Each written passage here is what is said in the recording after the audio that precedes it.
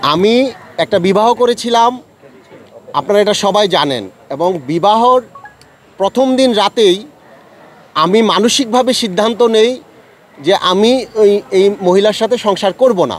কিন্তু প্রথম দিন আমি তাকে ব্যাখ্যা করতে পারিনি। এই বিষয়টা হচ্ছে, ওনার একটা 1 বছরের শিশু আছে, আপনারা জানেন। ওই শিশুটা যখন আমার বিয়ের বাসরটা কিন্তু রত্না কবিরের বাসা হয়, আমাদের শ্রদ্ধেয় রত্না আপা।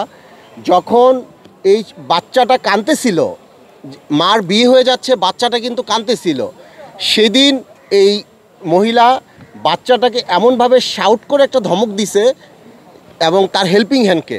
সেদিনই আমার মনের মধ্যে একটা দাগ কাটছে যে এটা কেমন কথা, মা বাসর ঘরে ঢুকে কিন্তু সন্তানের সাথে এটা কি আচরণ করলো।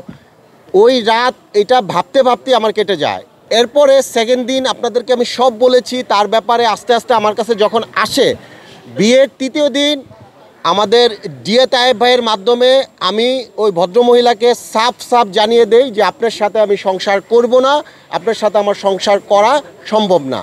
তারপরে তিনি বিভিন্নভাবে মিথ্যা বানোয়াট, আমি আগে বহুবার আপনাদেরকে বলেছি, আপনারা কেউ বিশ্বাস করেননি।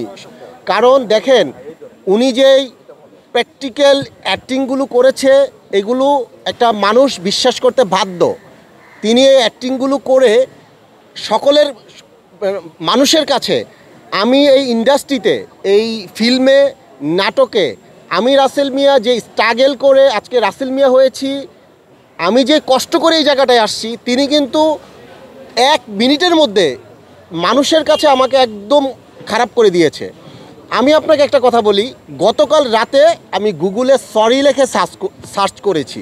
আমি গুগলে এমনি লিখছি যে সরি, তখন দেখছি যে আমি রাসেল মিয়ার ছবিটা ভেসে আসে। আমি কি ব্যাপার, এত পরিমাণের মায়েরা বোনেরা, আমি শ্রদ্ধা রেখে বলছি, আপনাদের পায়ে হাত রেখে বলছি, আমার এই দেশের মায়েরা বোনেরা এত পরিমাণে আমি রাসেল মিয়াকে সরি বলতেছে, আমিও ওনাদেরকে সরি বলতেছি। এই যে আমি ওনাদের ভুলটা ভাঙতে পারছে, এবং ওনারা যেই রাসেল মিয়া আমি তাদের কাছে ছিলাম, ওনাদের কাছে আমি আবার ফিরে যেতে পারছি, এটার জন্য আমি আল্লাহ রাব্বুল আলামিনের কাছে লাখো কোটি শুকরিয়া। এবং আপনাদেরকে আমি আরেকটা কথা বলি,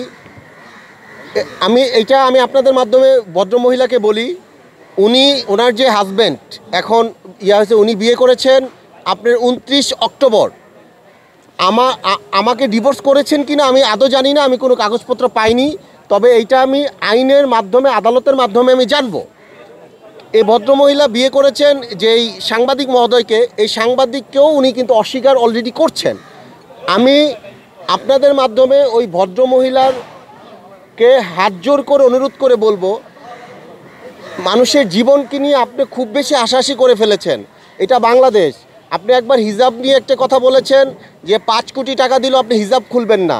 তখন আপনি মানুষের সিম্পিতি নিয়ে আমি যেন জেলে আরও বেশি দিন থাকতে পারি, এই একটা ব্যবস্থা আপনি করেছিলেন।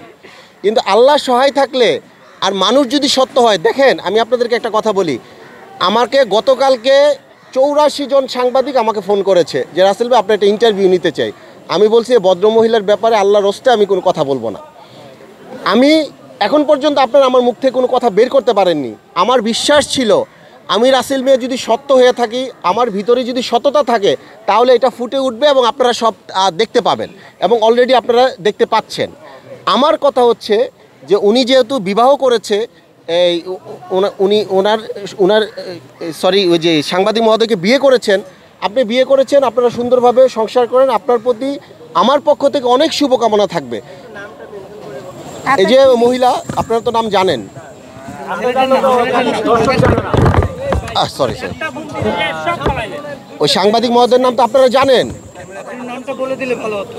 আমি তো ফেসবুকের কল্যাণে দেখেছি যে আকাশ টিভির ওনার নাম সাংবাদিক। তো এখন বিষয়টা হচ্ছে, এই বিষয়টা নিয়ে আমি আপনাদের কাছে একটি কথা বলবো, আপনারা আমাকে আবার সেই রাসেল মিয়া করে দিয়েছেন। এবং আপনারা সাংবাদিক, আমি একটা সাংবাদিক আছে, আমি একদম আল্লাহকে সাক্ষী রেখে বলবো, একটা সাংবাদিক আমি যখন কোর্টে আমার হ্যান্ডকাপ লাগিয়ে আমাকে নিয়ে যায় আপনার ওই যে পুলিশ, ওই সাংবাদিক কাঁদতেছিল। আমি কই কী ব্যাপার, আপনি কাঁদতেছেন কেন? কয় আপনার মতো মানুষের জেল হয়ে যাচ্ছে, হয়ে যাচ্ছে। ওই সাংবাদিক কাঁদতেছে, একদম আল্লাহকে সাক্ষী রেখে বলি। তো আজকে আমি মনে করি যে একজন রাসেল মিয়ার জয় হয়েছে, সাংবাদিকদের জয় হয়েছে, এবং এদেশের ভালো মানুষদের জয় হয়েছে। থ্যাংক ইউ, এই আর কি। রাসেল ভাই উনি তো বলেছে যে আপনার সাথে